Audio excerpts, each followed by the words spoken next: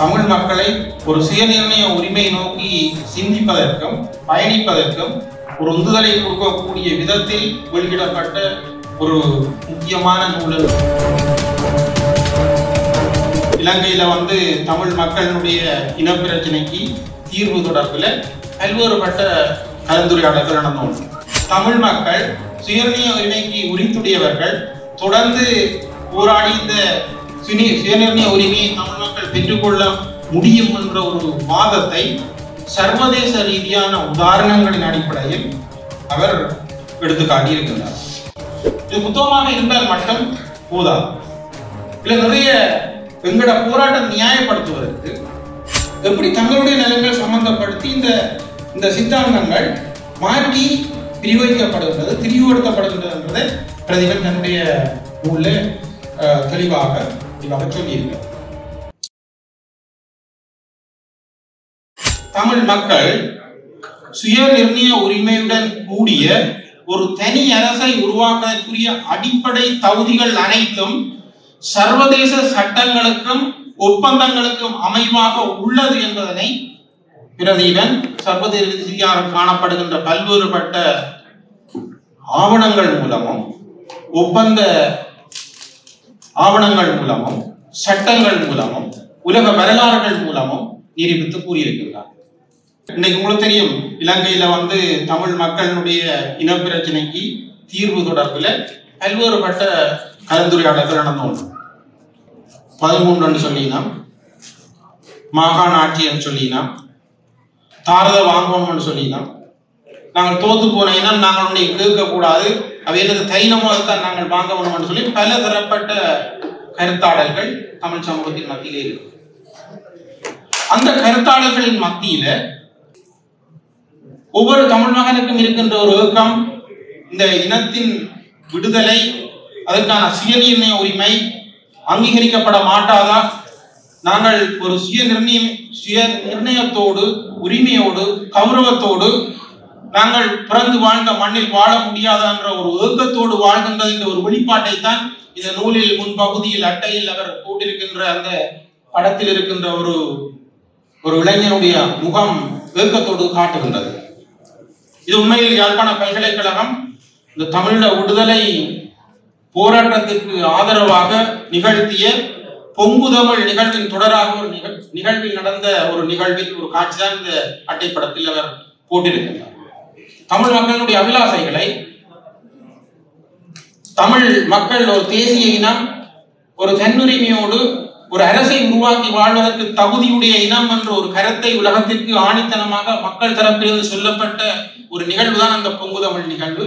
அந்த நிகழ்வில் உள்ள ஒரு காட்சியை அவர் இந்த முக அட்டைப்படத்தில் காட்டியிருக்கின்றார். அவருடைய நூலின் தமிழ தேசிய தலைவர் அவர்களுடைய 2002ஆம் ஆண்டு மாவீர தின உரையோடு அவர் தன்னுடைய நூலின் உள்ளடக்கங்களை ஆரம்பிக்கின்றார். தேசிய தலைவர் 2002ஆம் ஆண்டு ஆற்றிய உரையில் சுயநிர்ணய உரிமை, உள்ளக சுயநிர்ணய உரிமை, வெளியக சுயநிர்ணய உரிமை, தமிழினம் சுயநிர்ணய உரிமைக்கு உரித்துடையது என்ற சர்வதேச ரீதியான அடிப்படைகளை கோடிட்டு காட்டி அந்த சுயநிர்ணய உரிமையை இலங்கை அரசு அங்கீகரிக்க வேண்டும். அது அங்கீகரிக்க தவறும் பட்சத்தில் தமிழர்கள் வெளியாக சுயநிர்ணய உரிமை என்ற ஒரு நிலையை நோக்கி போக வேண்டிய நிலை ஏற்படும் என்று சொல்லி குறிப்பிட்ட ஒரு தத்துவார்த்த ரீதியான சுயநிர்ணய உரிமைக்கு தமிழ் மக்கள் அருகதையுடையவர்கள், தகுதியுடையவர்கள் என்ற ஒரு விடயத்தை தலைவர் 2002ஆம் ஆண்டு மாவீர தின உரையில் குறிப்பிட்டிருந்தார். அவர் அதனை தன்னுடைய தாரக மந்திரமாக கருதி அந்த விடயத்தை குறிப்பிட்டுத்தான் தன்னுடைய நூலினை ஆரம்பித்திருக்கின்றார். நூலினுடைய உள்ளடக்கத்தை அவர் காட்டியிருக்கின்றார். இந்த நூலில் மொத்தமாக 5 அத்தியாயங்களில் அவருடைய இந்த விடயங்கள் உள்ளடக்கப்பட்டிருக்கின்றது. அத்தியாயம் 1 சுயநிர்ணய உரிமை என்று சொல்லப்படுகின்ற ஒரு சொற்பிரயோகம், அதன் அர்த்தம் வரலாற்று ரீதியாக எவ்வாறு தோன்றி அது பரிணாமம் அடைந்து வந்திருக்கின்றது என்பதை வரலாற்று ரீதியான சம்பவங்கள், வரலாற்று ரீதியான ஆய்வு முடிவுகள், வரலாற்று ரீதியான பல்வேறுபட்ட அறிஞர்களுடைய கருத்துக்களின் அடிப்படையில் அவர் அந்த வரலாற்று ரீதியான அந்த சுயநிர்ணய உரிமையின் தோற்றத்தையும் வளர்ச்சியையும் எடுத்து காட்டியிருக்கின்றார்.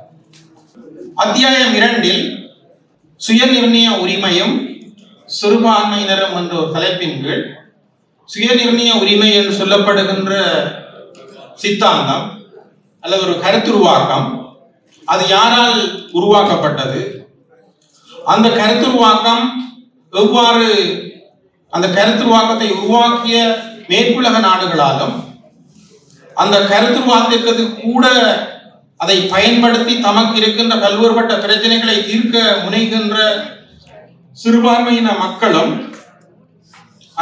அந்த சுயநிர்ணய உரிமை கருத்தை எவ்வாறு பார்க்கின்றார்கள், நோக்குகின்றார்கள் என்ற அடிப்படையில் 2வது அத்தியாயத்தில் அவர் தன்னுடைய கருத்துக்களை குறிப்பிட்டிருக்கின்றார்கள்.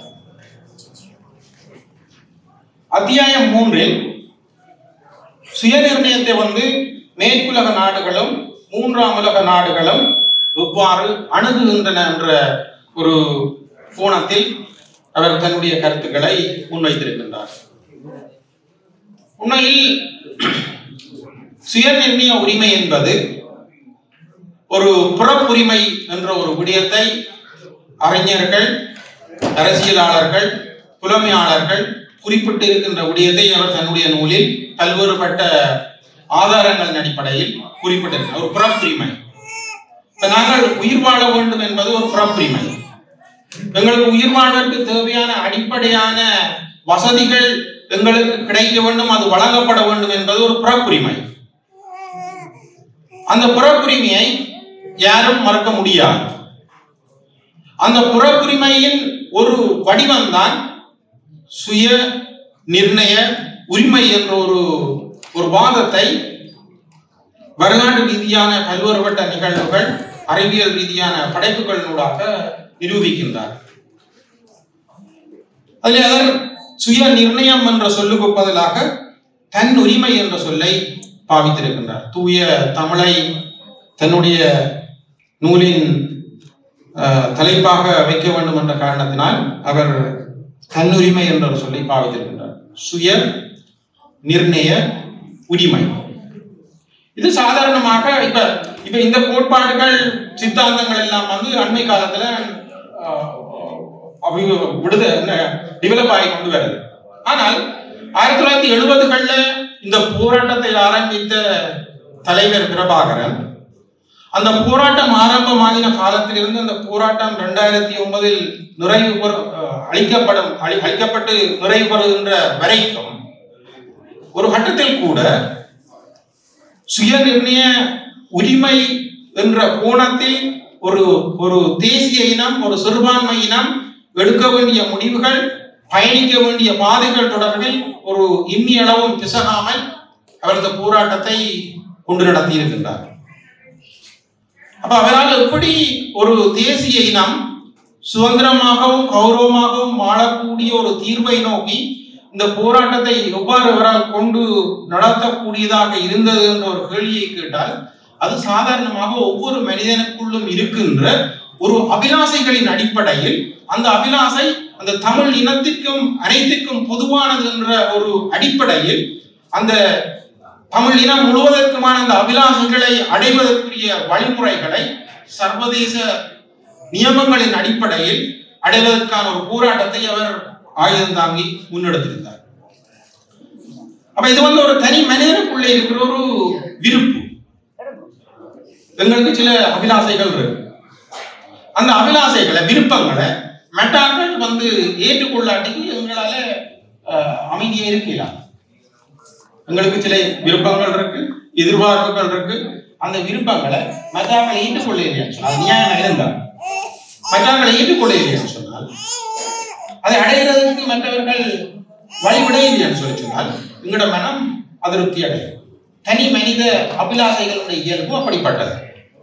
அது போன்றதுதான் ஒரு இனத்தினுடைய ஒரு தனி மனிதனுக்கு அபிலாசைகள் இருக்கின்ற போது, அந்த தனி மனித அபிலாசைகள் எல்லாம் சேர்க்கின்ற போது அது ஒரு இனத்தினுடைய அபிலாசைகளாக மாறுகின்றது.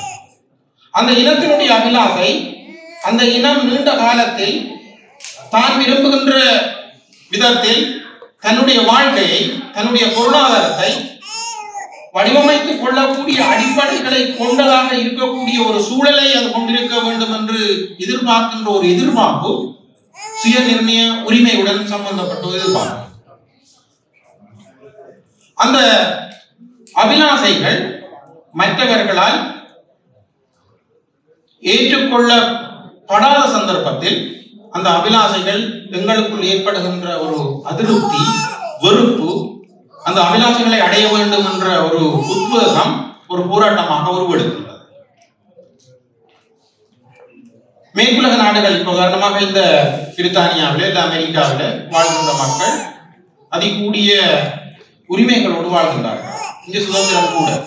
இந்த சுதந்திரம் எப்படி இங்க வந்தான்னு பார்த்தால் இங்கு இந்த நாட்டினுடைய அடிப்படைகளை வகுத்து உருவாக்கிய முன்னோர்கள், இங்கு வாழ்கின்ற மக்கள் சுதந்திரமாக வாழ்வதற்குரிய பல்வேறுபட்ட விடயங்களை கருத்தில் எடுத்து அது தூர நோக்கில் அது தடம் பெறலாமல் செல்வதற்குரிய அடிப்படைகளோடு இந்த நாட்டினுடைய சட்டத்திட்டங்களையும் அரசியல் அடிப்படைகளையும் உருவாக்கி இருக்கிறார்கள். பிரதிபன் இந்த மேற்குலக நாடுகள் இந்த சுயநிர்ணய உரிமையை உருவாக்கி அது பயன்படுத்துகின்ற விதத்துக்கும், மூன்றாம் உலக நாடுகள் இந்த சுயநிர்ணய உரிமையை பெற முடியாமல் தவிக்கின்ற தவிப்பிற்கும் ஒரு பதில் சொல்லி இருக்கின்றார். பலமான நாடுகள், இராணுவ ரீதியில், பொருளாதார ரீதியில் பலமிக்க நாடுகள் தங்களுடைய சுயநிர்ணய உரிமையை தாங்களே தங்களுக்கு ஏற்படுத்தி கொண்டு ஒரு குறிப்பிட்ட வரையறுக்கப்பட்ட நிலப்பரப்பில் தங்களுடைய மக்கள் சுய உரிமையோடு வாழக்கூடிய ஒரு சூழலை உருவாக்கி இருக்கின்றார்கள். நாங்கள் எங்களை போன்ற மூன்றாம் உலக நாடுகளில் வாழ்கின்ற மக்கள் இராணுவ ரீதியாக, பொருளாதார ரீதியாக, அறிவியல் ரீதியாக எங்களுடைய தனி ஒரு சுயநிர்ணயத்தை ஏற்படுத்திக் கொள்ள முடியாத ஒரு பலவீனமான நிலையில் இருக்கின்ற ஒரு விடயத்தையும் அவர் இந்த நூலில் பல இடங்களில் குறிப்பிட்டு காட்டியிருக்கின்றார். அத்தியாயம் 4 இலங்கையில் தமிழர்களுடைய சுயநிர்ணய உரிமை, தமிழர்கள் கோருவதற்குரிய வரலாற்று ரீதியான காரணங்களை பற்றி குறிப்பிட்டிருக்கின்றார். 5வது அத்தியாயத்தில் சர்வதேச உள்நாட்டு சட்டங்களில் சுயநிர்ணய உரிமையும் சுயநிர்ணய உரிமைக்கான ஏற்பளிக்கும் என்ற அடிப்படையில் இந்த சுயநிர்ணய உரிமை எப்படி சர்வதேச ரீதியான சட்டங்கள் அதை பல நாடுகளுக்கும் பொதுவாக பயன்படுத்தக்கூடிய விதத்தில் அது கையாளப்படுகின்றனவா, அல்லாட்டிக்கு மேற்குலக நாடுகளுக்கு என்று சொல்லி தனியாகவும் மூன்றாம் உலக நாடுகளுக்கு என்று வேறாகவும் அவை எடுத்துக்கொள்ளப்படுகின்றனவா, அப்படி இருக்கிற சூழலில் இந்த சர்வதேச ரீதியாக இருக்கின்ற ஐநா போன்ற அமைப்புகள் இந்த விவகாரத்தை எவ்வாறு கையாளுகின்றன, அந்த விவகாரத்தை கையாளுகின்ற போது எவ்வாறான நெருக்கடிகளை, பிரச்சனைகளை சந்திக்கின்றது என்ற கோணத்தில் அவர் தன்னுடைய கருத்துக்களை இந்த நூலில் பதிவாக்கி இருக்கின்றார். நான் நினைக்கின்றேன் 2009க்கு பிறகு இந்த போர் முள்ளிவாய்க்காலில் விடுதலைக்கான போர் முடிவுக்கு கொண்டு வரப்பட்டதன் பிற்பாடு தமிழ் மக்களை ஒரு சுயநிர்ணய உரிமை நோக்கி சிந்திப்பதற்கும் பயணிப்பதற்கும் ஒரு உந்துதலை கொடுக்கக்கூடிய விதத்தில் வெளியிடப்பட்ட ஒரு முக்கியமான நூல் என்று சொல்லி குறிப்பிடக்கூடிய அளவிற்கு அவர் இந்த நூலில் சுயநிர்ணய உரிமைக்கு தமிழ் மக்கள் இவ்வளவு தூரம் உரித்துடையவர்கள், அந்த சுயநிர்ணய உரிமைக்காக நடத்தப்பட்ட போராட்டம் சர்வதேச நியமங்களுக்கு மாறாக எவ்வாறு முடிவுக்கு கொண்டு வரப்பட்டது, அது முடிவுக்கு கொண்டு வரப்பட்டிருந்தாலும் தமிழ் மக்கள் சுயநிர்ணய உரிமைக்கு உரித்துடையவர்கள், தொடர்ந்து போராடி இந்த சுயநிர்ணய உரிமையை தமிழ் மக்கள் பெற்றுக்கொள்ள முடியும் என்ற ஒரு வாதத்தை சர்வதேச ரீதியான உதாரணங்களின் அடிப்படையில் அவர் எடுத்து காட்டியிருக்கின்றார். பல நாடுகளுடைய உதாரணங்களை அவர் எடுத்து காட்டுகின்றார். உதாரணமாக அனைவருக்கும் தெரிந்த பல்வேறுபட்ட உதாரணங்கள் இருக்கு. இப்போ பிரித்தானியா எடுத்துக்கொண்ட பிரித்தானியா ஒரு யுனைடெட் கிங்டம், பல கிங்டங்களை ஒன்றாக சேர்த்த ஒரு நாடு. Wales, Scotland, England, Northern Island. இதுகள் கூடிய அளவத்திற்கு பிராந்தியங்களுக்கு சுயநிர்ணய உரிமையை கொடுக்கக்கூடிய விதத்தில் அரசியல் அமைப்புகளை உருவாக்கி அந்த பிராந்தியங்களில் வாழ்கின்ற மக்கள் உச்ச சுயநிர்ணயத்தை அனுபவிக்கக்கூடிய வகையில் அவர்கள் அரசியல் அமைப்புகளை உருவாக்கி இருக்கின்றார்கள். அப்படி இருந்தும் ஸ்காட்லாந்து பிரிந்து சொல்ல வேண்டும் என்ற ஒரு நினைப்போடு செயல்பட்டு வருகின்ற விடயங்கள், கனடாவில் கியூபெக் மாநிலம் சுயநிர்ணய உரிமை கோரி முனைப்பு கொண்டிருக்கின்ற விடயங்கள், அதைவிட அண்மை காலத்தில் விடுதலை அடைந்த யூகோஸ்லாவியாவிலிருந்து பிரிந்த கொசோவோ, சூடானிலிருந்து பிரிந்த தென் சூடான் போன்ற நாடுகளை உதாரணமாக கொண்டு, அதோட அண்மை காலத்தில் ஒரு அரசியல் ரீதியான அந்த விடுதலை கோரி போராடி அது வெற்றி பெறுகின்ற தருவாயில் இருக்கின்ற நாடுகளை பற்றிய உதாரணங்களை கொண்டு அந்த நாடுகளில் சுயநிர்ணய உரிமைக்கான கோரிக்கைகள் எவ்வாறு எழுந்தன, அந்த கோரிக்கைகள் முன்வைத்த தரப்பு அது போராடிய போது எதிர்கொண்ட சவால்கள் என்ன, அந்த சுயநிர்ணய உரிமைக்கான போராட்டங்கள் எத்தகைய வரலாற்று ரீதியான நிகழ்வுகளை சந்தித்தது, அந்த சுயநிர்ணய உரிமைக்கான போராட்ட பாதையில் அடையப்பட்ட வெற்றிகள் என்ன அடிப்படையில் அந்த நாடுகளுக்கு அந்த சுயநிர்ணய உரிமைகள் வழங்கப்பட்டன என்ற கோணத்தில் அவர் தன்னுடைய ஆய்வை முன்னெடுத்திருக்கின்றார். அவ்வாறு சொல்லுகின்ற போது அவர் பல சந்தர்ப்பங்களில் கோடிட்டு காட்டுகின்றபடியே அந்த சுயநிர்ணய உரிமை என்பது மேற்குலக நாடுகளால் வரையறுக்கப்பட்ட ஒரு சித்தாந்தம். அந்த சித்தாந்தம் மூன்றாம் உலக நாடுகளுடைய தேவைகளை சரியான முறையில் பெற்றுக்கொள்வதற்கு உரிய அடித்தளத்தை வழங்கவில்லை என்ற ஒரு கருத்தை அவர் பல இடங்களில் பதிவு செய்திருக்கின்றார். இன்றைய உலகம் முழுவதும் நடக்கின்ற பல்வேறுபட்ட போர்கள், வன்முறைகள், பிரச்சனைகளின் அடிப்படைகள் என்னன்றதை ஒரு வசனத்தில் சொல்ல சொன்னால், மேற்குலக நாடுகள் தாங்கள் நிம்மதியாகவும் சந்தோஷமாகவும் வாழ்வதற்காக வலிமை குறைந்த நாடுகளை ஆக்கிரமித்து கட்டுப்படுத்தி காலனித்துவமாக வைத்திருந்து அதனை தொடர்ந்தும் அந்த நாடுகளுடைய வளங்களை சூழலை தாங்கள் பயன்படுத்தி தாங்கள் நிம்மதியாக வாழ்வதற்காக அதி உச்ச வசதிகளை அனுபவிப்பதற்காக கைகொள்கின்ற ஒரு அணுகுமுறை என்றுதான் சொல்ல முடியும். உதாரணமாக பிரித்தானியா சரி இல்லாட்டிக்கு இந்த இலங்கையில இருக்கிற பிரச்சனைகளின் அடிப்படை இந்த ஐரோப்பியர்கள் இலங்கையை தங்கள் ஆதிக்கத்துக்கு வச்சிருந்தது. ஏன் வச்சிருந்தேன்னு கேட்டா, தாங்கள் சந்தோஷமா இருக்கிறதுக்கு எங்களுடைய வளங்களை வைக்க தூவப்பட்டது. இப்ப நான் சந்தோஷமா இருக்கிறேன்னா எங்களோட காசை களவெடுக்கிற மாதிரி எனக்குள்ள இயலாது, என்னால முடியாது என்ற வசதி இல்லை, இலகுவான வழி களவெடுக்கிறது. அப்ப 1600-700களில் உலகங்கள், சட்டங்கள், அரசுகள் என்பது ஒரு ஒழுங்கமைக்கப்பட்ட பூகோள அமைப்புக்குள் இல்லாத காலத்தில் அதிகாரம் உள்ளவரால், பவர் உள்ளவரால் வலிமை உறைஞ்ச நாட்டை தன்னுடைய கட்டுப்பாட்டுக்குள்ள கொண்டு அந்த நாட்டிலிருந்து சுரண்டி எடுக்கிறது. நான் என்னுடைய ஆய்வுக்காக சில விஷயங்களை இலங்கையினுடைய குறிப்பாக யாழ்ப்பாணத்தை பற்றி ஆய்வு செய்து கொண்டிருக்கிற போது ஒரு விஷயத்தை நான் புள்ளிவரங்களிலிருந்து பார்த்து கொண்டேன். இந்த டச்சுக்காரர்களும் பிரித்தானியர்களும் இலங்கையை தங்களுடைய கட்டுப்பாட்டில் வச்சிருக்கிற போது உங்களுக்கு தெரியும், முத்துக்குழி பண்ற ஒரு விஷயம் மன்னர் கடல்ல முந்தி நடந்தது, இப்ப இல்லை. சுற்றுச்சூழல் காரணிகளால முத்து குழைகிற தன்மை இல்லாம போயிட்டு இருக்கு.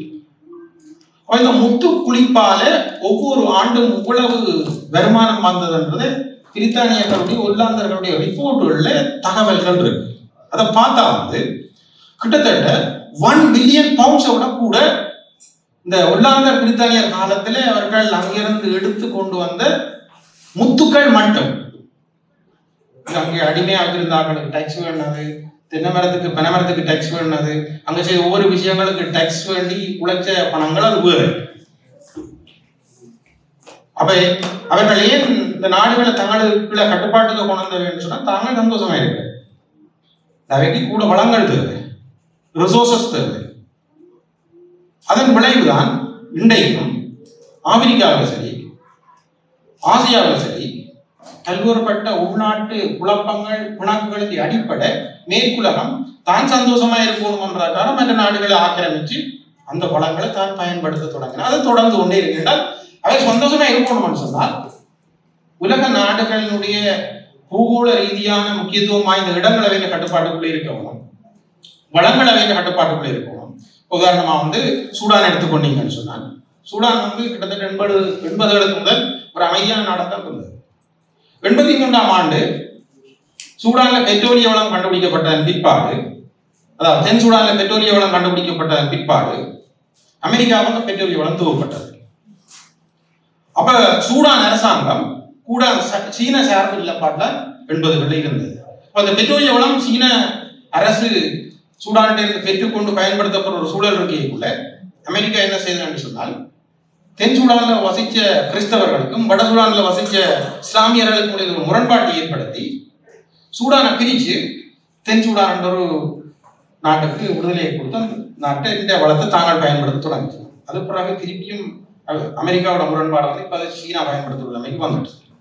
இந்த அடிப்படைகள் என்னென்னு பார்த்தா தங்களுடைய தேவைக்காக சர்வதேச விவகாரங்களை கையாளுது. அப்படிப்பட்ட ஒரு தேவைக்காகத்தான் இந்த சுயநிர்ணய உரிமைன்னு சொல்லப்படுகின்றவருடைய குறிப்பாக ஐரோப்பாவில பிரதிபா அந்த விஷயங்களை மிக தெளிவாக காட்டியிருக்க. 1600களில் இந்த ரோமானிய பேரரசு இருந்தது. அப்ப கிறிஸ்தவர்களுக்கும் ஏனைய கிறிஸ்தவத்தில் இந்த பிரிந்த பிரிவினருக்கும் இடையில பெரும் போர். அப்ப ரோமானிய பேரரசு ஐரோப்பாவின் பெரும் பகுதிகளை தங்களோட கட்டுப்பாட்டுக்குள்ள வச்சிருந்தது. அப்ப அந்த அரசுகள் என்ற தன்மைகள் இருக்கு.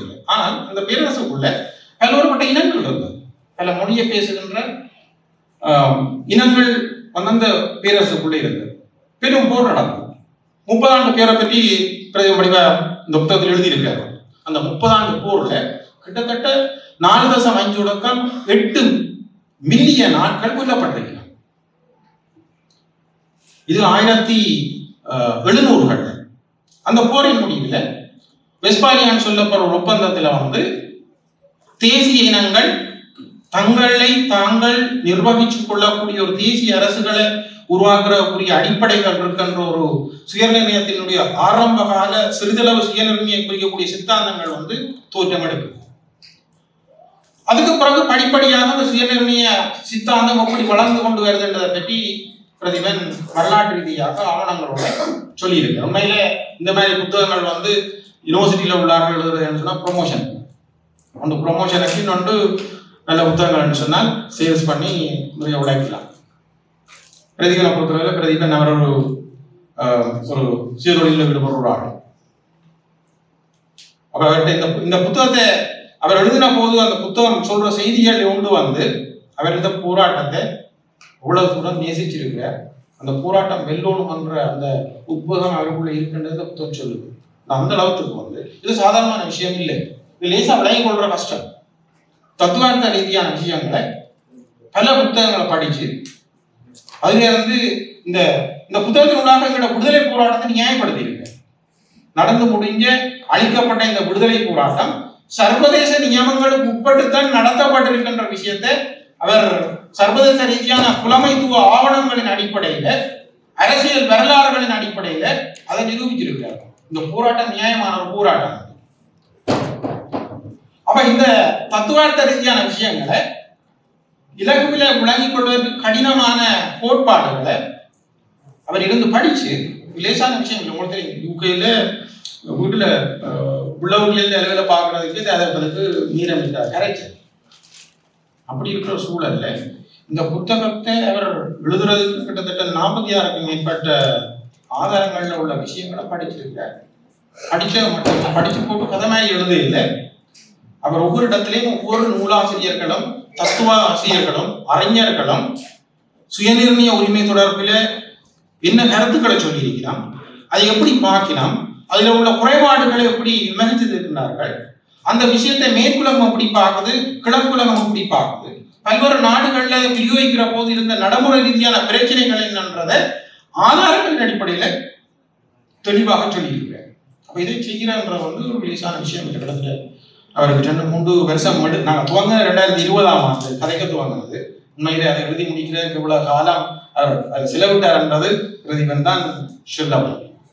அவ்வளவு சிரமமான விஷயத்தை அவர் செய்திருக்கிறது காரணம், நாங்கள் பிரதீபன் மைக்கேல் ஒரு டீமா கொஞ்ச காலம் கதைச்சு இந்த புத்தகத்தை எழுதுவோம்னு பேச வந்த போது நாங்கள் எங்களுக்குள்ள யோசிச்சது இந்த விடுதலை போராட்டம் நிகழ்ந்த காலத்துல இந்த தலைவனையும் இந்த போராளிகளையும் இந்த மாவீரர்கள் தியாகத்தையும் நாங்கள் கண்ணால் பார்த்து நாங்கள் சாகிறதுக்கு முன்னும் இந்த போராட்டம் அது இந்த முயற்சி வீண் போகாமல் அது அடுத்த கட்டத்துக்கு போகக்கூடிய விதத்தில் எங்களாலான எங்கள் பங்களிப்பை நாங்கள் செய்யணும் என்ற அடிப்படையில தான் இந்த புத்தகத்தை பிரதீபன் உருவாக்கி தமிழ் சமூகத்துக்கு தந்திருக்கிறார்.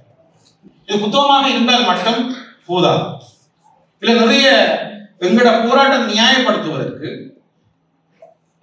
உண்மையில் இந்த புத்தகத்தை வாசிச்சதன் பிற்பாடுதான் ஒரு விஷயம் விளங்குது. என்னன்னு சொன்னால், இந்த சுயநிர்ணய உரிமைக்கான கோரிக்கையை நிராகரிக்கிற இலங்கையில் உள்ள அரசியல் தலைவர்கள் இவ்வளவு தூரம் பிற்போக்குத்தனமானவர்கள். இந்த பல நாடுகளில் இந்த உரிமைகள் அங்கீகரிக்கப்பட்டது. ஐரோப்பாவில இன்றைக்கு நாடுகளாக சுதந்திரம் சொல்றாங்க, தீவிரவாதம் சொல்றாங்க.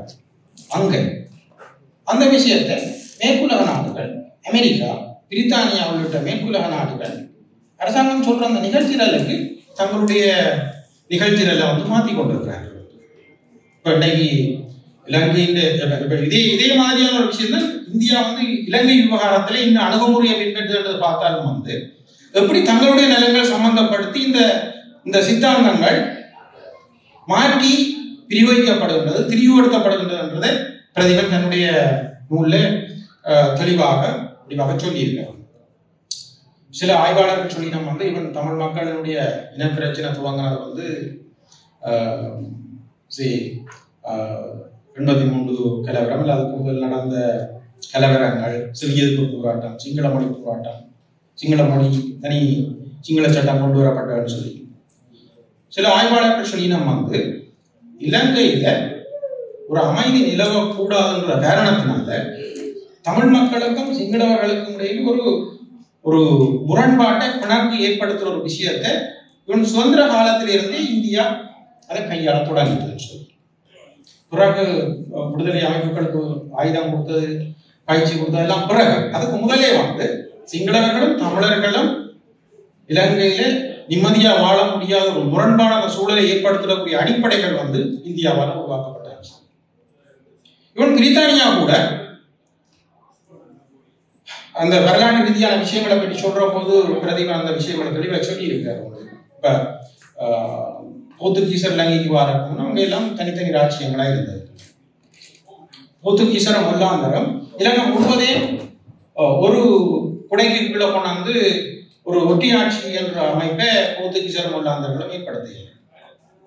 பிரித்தானியர்கள் 1833ஆம் ஆண்டு தமிழர்கள் வடக்கு கிழக்கில் இருந்த அரசுகளையும் தென்பகுதியில் இருந்த சிங்கள அரசுகளையும் ஒன்றிணைச்சு ஒரு ஒட்டியாட்சிக்குள்ள கொண்டு போயிட்டாங்க. என்னதுக்காக? தங்களோட நன்மைக்காக. என்ன நன்மை? ஒரு அட்சிக்குள்ள வச்சிருந்தால் அங்க உள்ள வளங்களை தாங்கள் பயன்படுத்தலாம், சுரண்டலாம், பாவிக்கலாம் என்ற பல்வேறு நோக்கம். அவைக்கு தெரியாது. 2ஆம் உலக போரோட இந்த காலனித்துவ நாடுகள் தங்களோட கையிலிருந்து பறிபோக்கு தெரியாது. அவர்கள் அங்கிருந்து வெளியேற போது அவர்களுக்கு தெரியும். ஏன்னா இந்த நாட்டில இப்ப அமெரிக்கா 1776 சுதந்திரம் அடைகிற போதே தனி மனித சுதந்திரங்களை மதிக்கக்கூடிய சுய நிர்ணய உரிமையோட கூடிய ஒரு நாட்டை தான் உருவாக்கி இருக்கிறார். யுனைடெட் ஸ்டேட்ஸ் ஆஃப் அமெரிக்கா பல்வேறுபட்ட ஸ்டேட்ஸ் ஒருங்கிணைச்சு அவர்கள் உருவாக்குறது. அங்க உள்ள மக்களுக்கு அதிகபட்ச உரிமைகள் வழங்கப்பட்டது. அதே போல பிரித்தானியாவிலும் பல்வேறுபட்ட ராஜ்யங்களை ஒன்றிணைத்து இந்த பிரித்தானிய சாம்ராஜ்ய அரசு உருவாக்கப்படுகின்ற போது அதி உச்சபட்ச உரிமைகளை அவர்கள் அனுபவிக்கக்கூடிய விதத்தில் அவர்கள் அந்த அரசியலமைப்புகளை உருவாக்குகிறார்கள். ஏனென்று சொன்னால் தூர நோக்கில அது அவசியம். தனி உரிமைகள் அபிலாசைகள் அங்கீகரிக்கப்படாத நிலைமையில அங்கே அதிருப்தியும் முரண்பாடுகளும் பிரிவினைகளும் பிளவுகளும் ஏற்படுகின்ற அடிப்படைகள் தான் இந்த நாட்டினுடைய அரசியலமைப்பு உருவாக்கப்பட்டது. அது தெரிந்த பிரித்தானியர்கள் தாங்கள் ஒன்றாகுவதற்கு முன்பு தனியாக இருந்த ராஜ்யங்களை தங்கள் தேவைக்காக ஒருங்கிணைச்சு தாங்கள் இலங்கையிலிருந்து வெளியேறுகின்ற போது அந்த ஒட்டியாட்சியின் கீழ் அந்த நாட்டை விட்டு போனது தொடர்ந்தும் இலங்கைக்குள் முரண்பாடு ஒரு விடயம் தொடர்ந்து இருக்க வேண்டும் என்ற நோக்கத்தோட பிரித்தானியா வந்து இலங்கையை பெரும்பான்மை இனத்தருடைய கையில கையெழுத்து சென்றபடியதையும் பிரதிகள் வந்து தெளிவாக குறிப்பிட்டு காட்டியிருக்கின்றனர். பல்வேறுபட்ட அறிஞர்களுடைய கோட்பாடுகளை அவர் கோடிட்டு காட்டியிருக்கின்ற சுயநிர்ணய உரிமை தொடர்பாக அவர்கள் சொன்ன பல்வேறுபட்ட வரைவிலக்கணங்கள், அதில் பொருத்தப்பாடுகள், குறிப்பாக வந்து ரஷ்யாவுடைய தலைவராக இருந்த ஸ்டாலின், லெனின் போன்றவர்கள் வந்து சுயநிர்ணய உரிமை தொடர்பில் சொன்ன வரைவிலக்கணங்கள், தேசம் தொடர்பில் சொன்ன வரைவிலக்கணங்களை அவர் எடுத்து காட்டியிருக்கிறார். குறிப்பாக வந்து ஒரு பொதுமொழி இருக்கிற வந்து ஒரு தொடர்ச்சியான வரையறுக்கப்பட்ட நிலம் இருந்தால், ஒரு பொதுவான மொழியை பேசினால், ஒரு பொது பண்பாட்டின் மூலம் உருவாகுந்த நாம் என்ற உணர்வு அவர்களுக்குள் இருந்தால், அவர்கள் வந்து ஒரு தேசிய இனமாக கருதப்பட்டு அந்த தேசிய இனம் தன்னுடைய தலைவிதியை தான் என்ன செய்ய வேண்டும், தன்னுடைய பொருளாதாரம் எப்படி இருக்கும், தன்னுடைய கலாச்சாரம் எப்படி இருக்கும், தன்னுடைய பண்பாடு எப்படி இருக்கணும் என்ற விடயத்தை தானே தீர்மானிக்கக்கூடிய விதத்துல அந்த உரிமைகள் அவர்களுக்கு இருக்கணும் என்ற விடயத்தை அவர்கள் சொன்னதை அவர் கோடிட்டு காட்டியிருக்கிறார். அது மட்டும் இல்லை, அமெரிக்க ஜனாதிபதியாக இருந்த வூட்ரோ வில்சன் என்று சொல்லப்படுகின்ற அமெரிக்க முன்னாள் ஜனாதிபதி சுயநிர்ணய உரிமை தொடர்பாக சொல்லப்பட்ட கருத்துக்களின் அடிப்படையில சுயநிர்ணய இனத்தை கருதுகின்ற என்ற விடயத்தையும், அந்த சுயநிர்ணய உரிமையை வந்து மேற்குலக நாடுகள் எவ்வாறு நோக்குகின்ற என்ற விடயத்தினையும் அவர் தெளிவாக குறிப்பிட்டிருக்கின்றார். உண்மையில இந்த சுயநிர்ணய உரிமையினுடைய கோட்பாட்டு ரீதியான வளர்ச்சி அவர் கால ரீதியாக வகுத்திருக்கின்றார். வந்து 1700களில் வெஸ்பாலியா உடன்படிக்கையில தொடங்கின அந்த சித்தாந்தம் படிப்படியாக வளர்ச்சி கண்டது. அந்த வளர்ச்சிக்கு வந்து ஐரோப்பாவில நிகழ்ந்த மறுமலர்ச்சி காலம் அல்லது அரைமொழி காலத்துல பல்வேறுபட்ட அறிஞர்கள் வந்து சுய நிர்ணயம் தொடர்பில், தனிமனித உரிமைகள் தொடர்பில், ஜனநாயகம் தொடர்பில் சொல்லப்பட்ட கருத்துக்கள் எவ்வாறு இந்த சுயநிர்ணய உரிமைக்கான சித்தாந்த ரீதியான வளர்ச்சிக்கும் அதன் பயன்பாட்டிற்கும் பங்களிப்பு செய்திருக்கின்றது என்பதை வந்து உதாரணங்களோடு சொல்லிட்டார். குறிப்பாக வந்து John Locke, Rousseau, Immanuel Kant போன்ற அறிஞர்கள் அடிப்படையில தனி மனித உரிமைகள், அபிலாசைகள், அதனுடைய முக்கியத்துவம், அதன் அடிப்படையில் அதை பாதுகாத்துக் கொள்வதற்கு அவர்கள் எப்படி ஒரு அரசை உருவாக்குற ஒரு மக்களாட்சி என்ற ஒரு நிலைமையை எப்படி அந்த மக்களுடைய விருப்பத்தை பாதுகாக்கிறதுக்கு, அவர்களுடைய உடைமைகளை பாதுகாப்பதற்கு, அவர்களுடைய உரிமைகளை பாதுகாப்பதற்கு அவர்களின் விருப்பின் பேரில் உருவாக்கப்படுகின்ற ஒரு மக்களாட்சி அரசு எவ்வாறு அவருடைய அபிலாசைகளை பாதுகாக்க வேண்டும் என்ற விடயத்தையும், அது பாதுகாக்க தவறுகின்ற பட்சத்திலே மக்களை அந்த அரசை வந்து மீள் ஒழுங்கு செய்து கொள்கின்ற அடிப்படைகள் பற்றி அந்த அறிஞர்கள் சொன்ன பல்வேறுபட்ட விடயங்களை வந்து அவர் குறிப்பிட்டு காட்டியிருக்கிறார். குறிப்பாக வந்து ரூசோ, ஜோன் லோக் போன்றவர்கள் வந்து குறிப்பிட்ட கருத்துக்கள் எவ்வாறு பிரெஞ்சு புரட்சிக்கும் அமெரிக்க சுதந்திர போராட்டத்திற்கும் பங்களிப்பு செய்தது தொடர்பான சித்தாந்த ரீதியான அடிப்படைகளை பற்றி விளக்கி இருக்கிறார். குறிப்பாக வந்து உங்களுக்கு தெரியும், வந்து 1800கள் என்ற இறுதி பகுதியில பிரான்சில் ஒரு ஏகாதிபத்திய அரசியல் சூழல் இருந்தது. அங்க வந்து கூட செல்வந்தர்கள் வந்து வளங்களை தங்களுடைய கட்டுப்பாட்டில் வச்சிருந்து அடிமைகளை அல்லது சாதாரண மக்களை வந்து தொழிலாளிகளாக, அடிமைகளாக, அடிப்படை உரிமைகளற்றவர்களாக வைத்து அவர்கள் தாங்கள் அந்த வசதிகளை அனுபவித்து வாழ்ந்த காலப்பகுதியில் இந்த பாட்டாளி வர்க்கம், இந்த தொழிலாளி வர்க்கம் பல்வேறுபட்ட துன்ப துயரங்களை சந்தித்த உலகில் தான் இந்த அரைமணிக்கால சிந்தனைகள் வந்து அந்த மக்களும் அதிகார வர்க்கத்தில் உள்ளவர்கள் போல சம உரிமையோடு வாழ்வதற்கு அருகதை உள்ளவர்கள் என்ற ஒரு எண்ணப்பாங்கு அவர்களுக்குள்ள வந்து கொடுக்கப்படும். அந்த சிந்தனையின் வளர்ச்சிதான் அந்த அதிகார வர்க்கத்தை தூக்கி வைத்து ஒரு மக்களாட்சியை உருவாக்குற ஒரு அடிப்படைகளை வந்து பிரான்சில் உருவாக்குது. அதனைத் தொடர்ந்து வந்து அமெரிக்காவில் சுதந்திர விடுதலை போராட்டத்துக்கு அடிப்படையாக இருந்தது வந்து இந்த சித்தாந்தங்கள் என்றது வந்து அவர் குறிப்பிட்டு காட்டுறார். அதுக்கு பிறகு வந்து முதலாம் உலக யுத்த கால பகுதியில எப்படி இந்த நாடுகளுடைய சுதந்திரங்கள் வந்து ஆக்கிரமிப்புகளால் பாதிக்கப்பட்டது, அதை பெற்றுக்கொள்றதுக்கு எடுக்கப்பட்ட முயற்சிகள் வந்து உதாரணமாக முதலாம் உலக போர் முடிந்த பிற்பாடு லீக் ஆஃப் நேஷன்ஸ் சொல்லப்படுகின்ற பன்னாட்டு அமையங்களை உருவாக்கி அதாவது சுயநிர்ணய உரிமையுடைய தேசிய இனங்களுக்கு சுதந்திரங்கள் வழங்கப்பட வேண்டும் என்ற அந்த சித்தாந்தங்கள் அது தோற்றம் பெற்று பிறகு படிப்படியாக வளர்ச்சி அடைந்தது தொடர்பாக அவர் கருத்துக்களை கூறியிருக்கின்றார். பிறகு வந்து இரண்டாம் உலக போர் கால பகுதியில் நடைபெற்ற மாற்றங்கள் அது எப்படி இந்த சுயநிர்ணய உரிமையோடு தொடர்பட்ட பார்வைகள்ல என்ன மாற்றங்களை தாக்கங்களை ஏற்படுத்துகின்றதை பற்றிய விடயங்களை அவர் சொல்லியிருக்கிறார். அதுக்கு பிறகு வந்து பனிப்போர் காலத்துல எப்படி உலக முரண்பாடுகள் பரிணாமம் அடைந்தது, குறிப்பாக வந்து ரஷ்யாவினுடைய சோசலிச சித்தாந்தத்திற்கும் அமெரிக்காவினுடைய தாராளவாத முதலாளித்துவ சித்தாந்தத்துக்கும் இடையே ஏற்பட்ட ஒரு முரண்பாடு உலகை எப்படி 2 துருவங்களாக பிரித்து அந்த 2 துருவங்களில் அகப்பட்ட மூன்றாம் உலக நாடுகள் வந்து எந்த சித்தாந்தத்தின் பின் கொண்டு செல்வதென்ற 2 துருவங்களுக்கும் இடையில அந்த போட்டிக்குள்ளே அகப்பட்டு இந்த நாடுகள் எவ்வாறு தங்களுடைய உரிமைகளை இழந்து கொண்டன, அல்லது இந்த நாடுகள் வந்து தங்களோட உரிமைகளுக்காக போராடுகின்ற போது முதலாளித்துவ வர்க்கம் அல்லது மேற்குலகம் அந்த சுதந்திர விடுதலை போராட்டத்தை நோக்கிய விதங்களும், அது ரஷ்ய சார்பு நாடுகளாக இருக்கிற போது வந்து அந்த போராட்டங்களை அவர்கள் நோக்கிய விதங்களும் அல்லது அந்த சுயநிர்ணய உரிமைக்கான அந்த குரல்களை அவர்கள் நோக்கிய விதத்தையும் அவர் தெளிவாக வரலாற்று ரீதியான சம்பவங்களோடு குறிப்பிட்டு காட்டியிருக்கின்றார். அதுல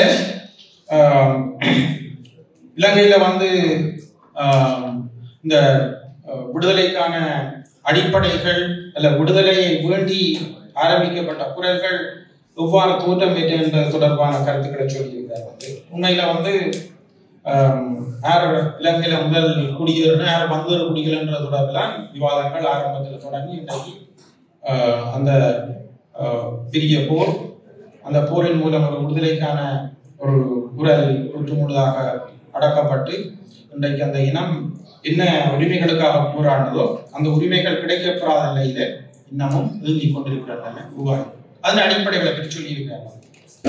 எப்படி காலத்துவ கால பகுதியில ஒரு தனியாக சுதந்திரமாக இருந்ததுன்னா ஒரு உடைக்குள்ள கொண்டு வரப்பட்டது.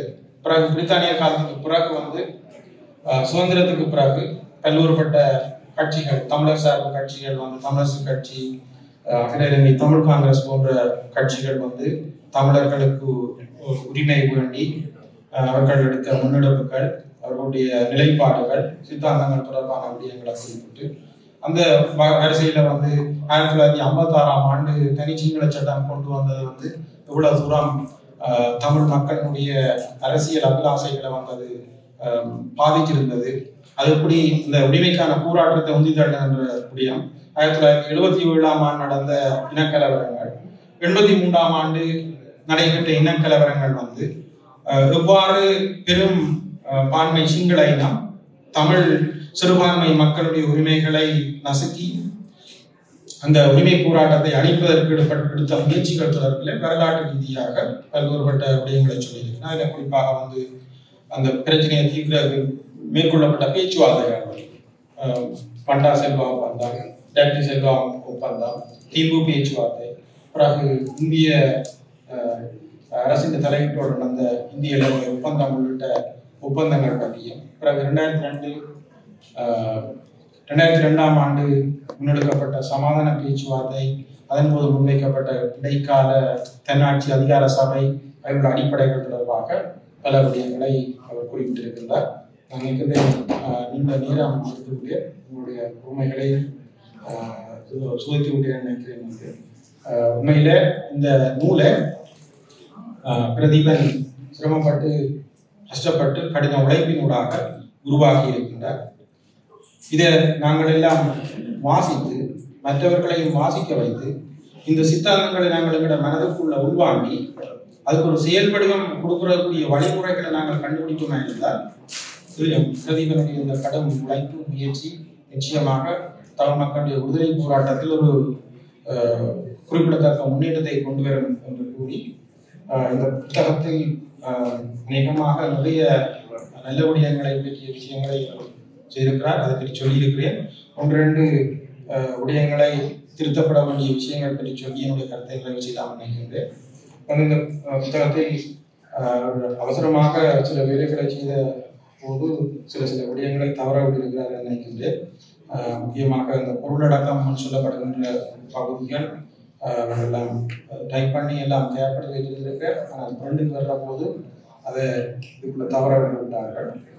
2வது பொதுவாக அவர் தன்னுடைய நூல் ஆதாரங்களை நூலின் பிற்பகுதியில் கொடுத்திருக்கின்றார்.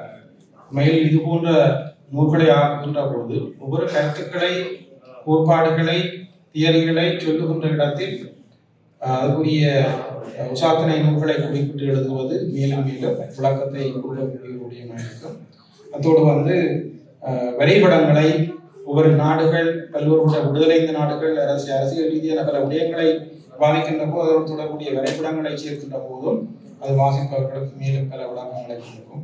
நிறைய தமிழ் இதை பாவித்திருக்கின்ற இடையில் அந்த செப்டர் என்று சொல்லப்படுகின்ற விடயத்தை ஆங்கிலத்தில் தமிழை திருத்தமாக பயன்படுத்துவதும் மிக அக்கறையாக இருந்திருக்கின்றார். தவறுதலாக சில இடங்களில் செப்டர் என்று சொல்லி ஆங்கிலத்தில் போட்டிருக்கேன், அது தமிழில் போட்டுதான் இன்னும் சிறப்பாக இருந்திருக்கு கூறி இவ்வளவு நேரம் உங்களோட பொறுமையை சோதித்த நீங்கள் நினைக்க வேண்டும். இவ்வளவு நேரம் உங்களுடைய கருத்துக்கு விசாரித்ததற்கு நன்றி கூறி இந்த வாய்ப்பை தந்த நண்பர் பிரதீபனுக்கு நன்றி கூறி என்னுடைய கருத்தை நிறைவு செய்கின்றேன்.